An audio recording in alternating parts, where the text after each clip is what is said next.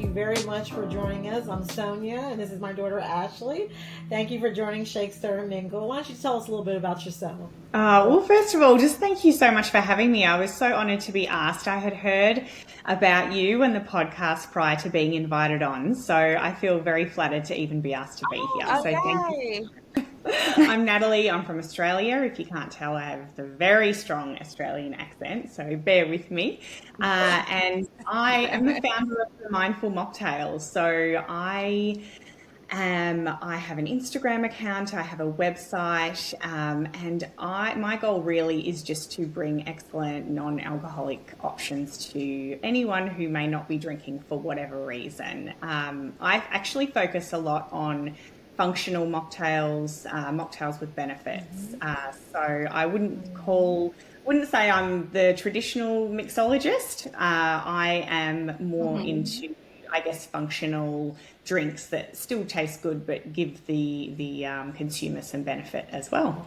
Well, we all know who you are, Natalie. That's for sure. Why don't you just tell us about your most unusual ingredient that you ever use in a mocktail? So I would say, just speaking to the functional side of things, it would actually be blue spirulina. And I used blue spirulina to create a blue lagoon, which I know is a very sort of boring, not very complex sort of cocktail traditionally. But I used some blue spirulina just to give the drink some benefits, and it actually turned out really well. It does foam when you use it. I will warn you of that. It foams when you use it. You've really got to strain the sucker well. Tell me about a playlist, a song that you may listen to while you're making your mocktails. To be honest, I don't listen to music when I create my drinks. I listen to, for inspiration, there's so many great podcasts out there in the alcohol-free space. So I listen to podcasts. There's a great one from Mocktail Mum. She's based over in the States. She's such an amazing lady, Deb, and she interviews amazing people in the alcohol-free space. Or Derek Brown is another one. He interviews some really interesting people in the alcohol-free space, and he has a really exciting mocktail recipe book too. So I'm not a music listener. I listen to podcasts. I get inspiration from listening to other people. How about a hobby or interest that you might have that no one really knows about? Do you know what? I hate this question. I can't stand it. I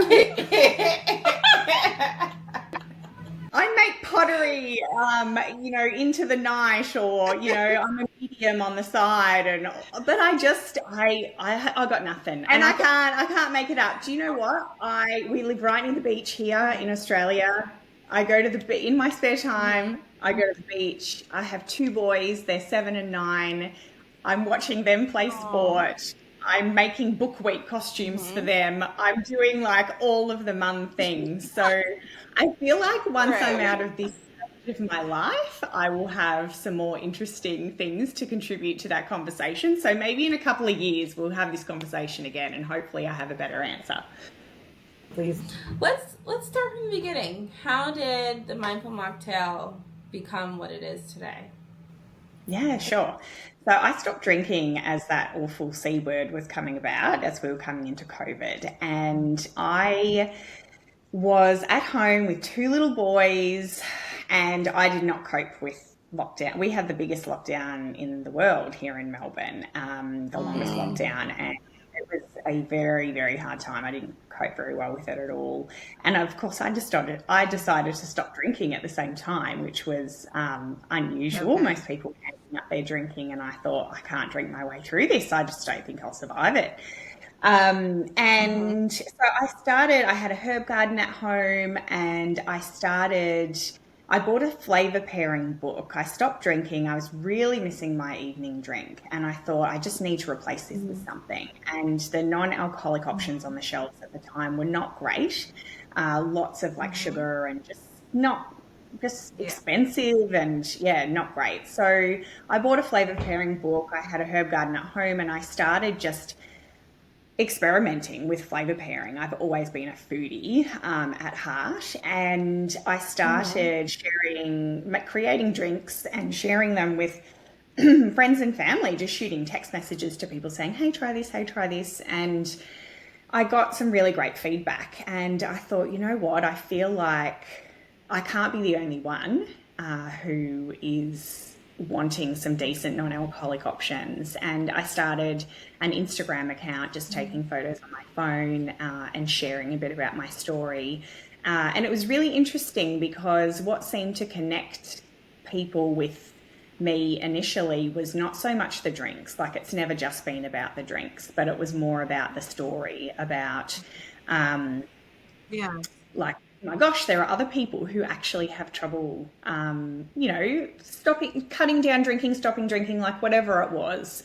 So every time I shared a recipe, I'd share a bit of my story, and the account just grew from there. I made some amazing connections with people all over the world, and then I started a website, and I mean, no one is more surprised than me, the reaction that the content and the recipes have had, and I feel extremely grateful and very blessed that it's been such a ride. Yeah, So, I took some time to look through your page, and I could really see the growth, from when you first started to where you've gotten to now. Tell us a little bit about your book. Oh, yes. Well, I'm blown away that I can even talk about it. I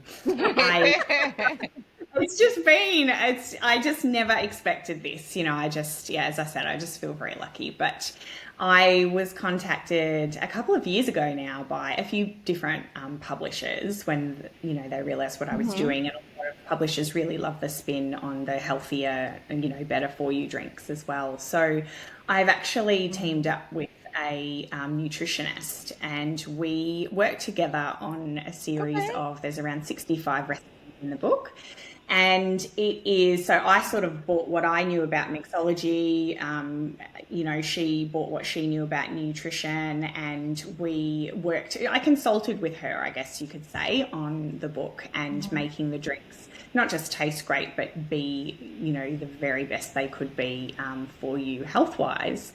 And it's out on the 3rd of December. I teamed up with a US publisher because a lot of my audience is actually over in the US.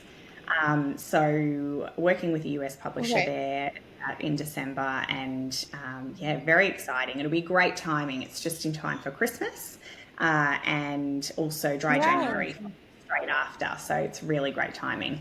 It was really interesting. I over the last 4 years, I've asked my audience a lot, what is it that you're looking from me? I ask them all the time, and the same themes kept coming up. They wanted drinks that were easy to make with easily accessible ingredients, not too many non-alcoholic spirits and things, because they can get pricey, and really wanted the functional elements. So I really just incorporated those things into a book, and the response has been really great so far.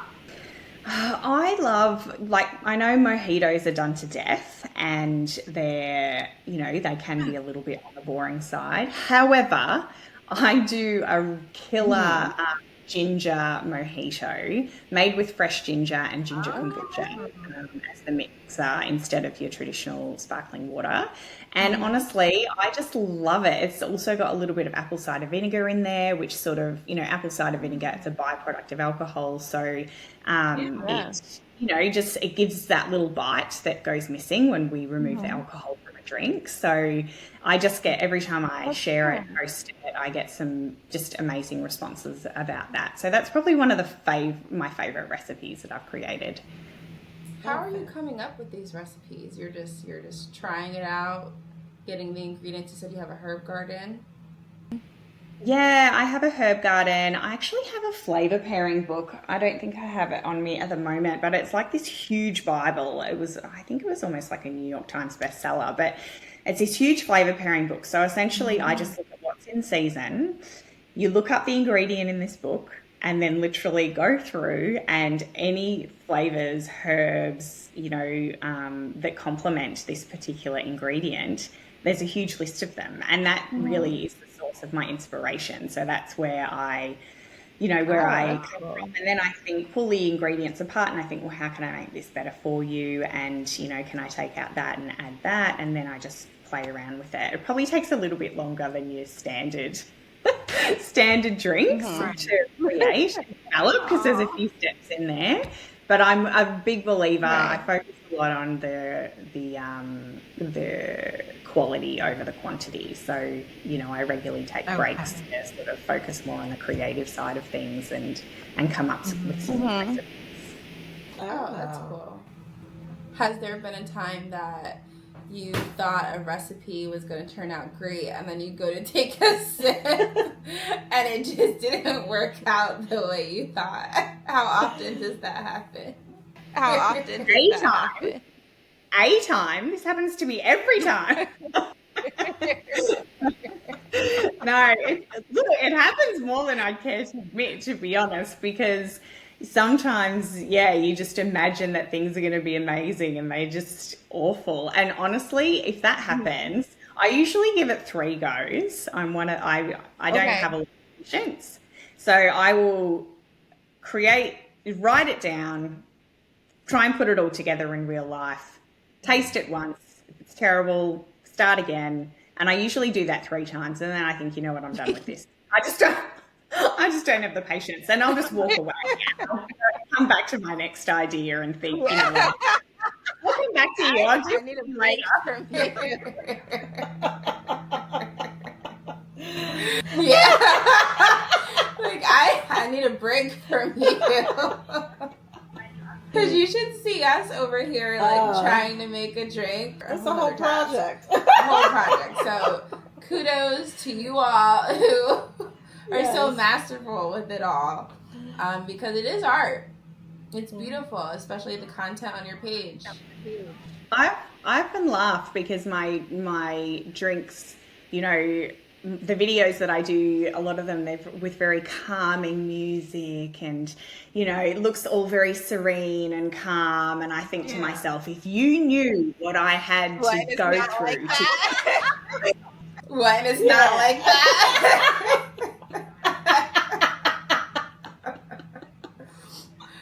Like, that didn't work. And it is not like that at all. Behind the scenes, I'm throwing things and dropping things, and I'm the messiest cook you would ever imagine. It's just a disaster. I saw that in your new home, it came with like a studio, was it? Like there was a hairdresser that previously owned the home. So that's cool that there was a space cut out. Yeah. But previously, when you first started, like were your boys like running through your space, like where you're trying to create, you know, like how did you keep it straight? Well, I didn't. The whole place was a disaster. It was our front living area, and we had two small, small living spaces in our old house, and I basically just completely took over one of them, and there was I'm chaotic. Like, may not come across like that, but I'm very chaotic in terms of like creative process and messiness and everything else. And I would have toddlers running through and things spilling and, you know, and everything else. And so I really tried, you know, I used to try to work with them around. But once we were done with COVID here and childcare opened back up, I was like, listen, guys, I need to get you back a couple of days a week so that I can focus on what I was doing. Well, you know, how is it engaging with the community, with your followers, being such an influential content creator as yourself? How's that going? Is it what you thought it would be? Yeah, it's really funny. You know, I think a lot of people look at the follower numbers and think it would be any different to having 500 followers or 5,000 followers. But the interesting thing is, you know, things don't change that much, whether you have 5,000, 50,000, 500,000, you know, the work is still the same. I still put out, you know, the same amount of content, the same amount of work still goes into the content. You know, I guess the main thing that changes is that you have more comments and more, I get a lot of DMs from people. So, you know, staying connected with people, I've always maintained that I don't want to get a community manager or anything like that. I always want it to be me responding to people's comments, and I try and respond to every single comment. And the only time that doesn't happen is if something goes completely viral and I lose track of comments, but otherwise it's all me. All of the, direct message responses all come from me as well. So I just think it's important. And, I have so many people who have been following me for the whole 4 years, and literally they comment on every post and they message me, and I know about their families, and, it's a real community. Yeah. Oh, that's so sweet. Yeah, I really love that. And it's an important community to have, and a nice segue into the Mindful Mocktail, having this space where you can share with others and share in the same interest, that these are non-alcoholic drinks, and they, like you said, you've included ingredients that are giving you a benefit. They're not just pretty, but that you do have a community that all share in the same. Yeah. It's important. And I know people appreciate having you in this space. There's lots of mocktail accounts around now, but I was one of the first that was just solely focused on non-alcoholic cocktails. And I think it's really paved the way for others to do the same. And now there's just, every time I open my feed, it's just non-alcohol. I mean, obviously the algorithm shows me what I'm interested in. So there's just so many non-alcoholic drinks out there, and it's just amazing, the choices that people have now compared to what they had 4 years ago. We've come ahead in leaps and bounds. So it's just, it's been a really exciting 4 years to watch it grow. How is it staying so consistent? Like, I know we get tired and mind blocks, creative blocks when we're creating. How do you stay so consistent and keep it going? Do you know what? I wish I could say that I am consistent and every week I put out content, but the truth is that I don't. Like, I don't know, it's hard. And, I'm doing this on my own too. So I do constantly get, creative blocks, and I would rather not post anything than post something that I haven't put my whole heart into. So, I mean, just regularly, I posted yesterday, but I hadn't shared anything for a couple of weeks. Every now and then throughout the year, I'll take 2 or 3 weeks off if my brain just isn't letting me be creative. It's a interesting thing, because with an account like the Mindful Mocktail, it's this combination of trying to get the recipe right and trying to please the Instagram gods by making it look aesthetically pleasing as well. So it's not. It's a lot of work. It's, and I find it just takes up a lot of mind space, like I'm thinking about it a lot. As I said before, for me, it's just a quality over quantity thing. And if I just need to walk away, I've just, you know what, they're there, the people are there. Yeah, I just take breaks when I need to. I'm not. Well, I guess the quality speaks for itself. Yes, it does. She's on top. I'm sure a lot of people come to you. What, if you don't mind sharing, what's a piece of advice that you might share with someone who's looking to start, their own mindful mocktail journey? I just find that education is key. Like, education for me is empowering. So I'd start following a lot of accounts who create mindful or non-alcoholic cocktails. I would also go down the rabbit hole of podcasts if, you're intent on cutting down and, you need some inspiration. And there's also some, I'm very aware that we're speaking on a podcast that, is about alcohol. So alcohol is not the enemy, and I would never demonize alcohol in any way. But if someone is looking to cut down, there's amazing Quit Lit out there. So many books and things I could recommend if anyone's looking at, cutting down or drinking less. Feel free to DM me, and I'm more than happy to make some recommendations. There's just so much out there if cutting down definitely is on the agenda for you. Yeah, we like to share both sides of it. both the spirited side and both the mocktail side, because you never know where someone is at and what they want and their desires are. But I feel as though the people in the industry that we are speaking to, both on either side, non-alcohol and alcohol, we're just really trying to find out what their journey is and their personal stories to share with others that are interested in learning about the craft. And we've been able, and we're very thankful to have the opportunity to speak with you this evening. Mm-hmm. And I'm sure that's been like one of the more rewarding sides of what you do, sharing in the community. Look, it is. I mean, it's really all about the people. Like I said before, it didn't even start off about the drinks. It was more about the story and like truly connecting with people on a more personal level.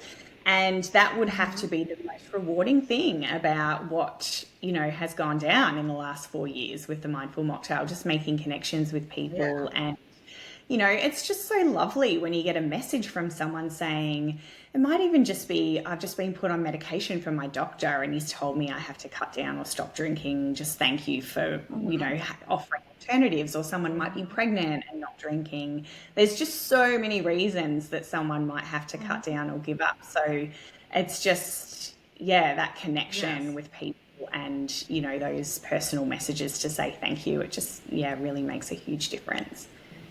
Yeah, sure it does. What new trends are you finding in the non-alcoholic space? There's a funny trend going around at the moment, and I can't get my hand on the tool here in Australia, but have you seen all of those canned cocktails have you seen them with the lid? You make the cocktail or the mocktail like in the can. No. You put it on a can. This isn't an advertisement for Diet Coke, by the way, but you put it on a can and you like twist it and you take the lid off, and then you can actually make the drink within the can. So you make it and then you put it back in and you garnish it in the can. It's just a really cute trend that's going around right now. I know. I need to get my hand on the tool. It's really hard to get my hands on things here in Australia, but it's a really cute thing that's going around, and less waste as well, which I think is good, and no washing up.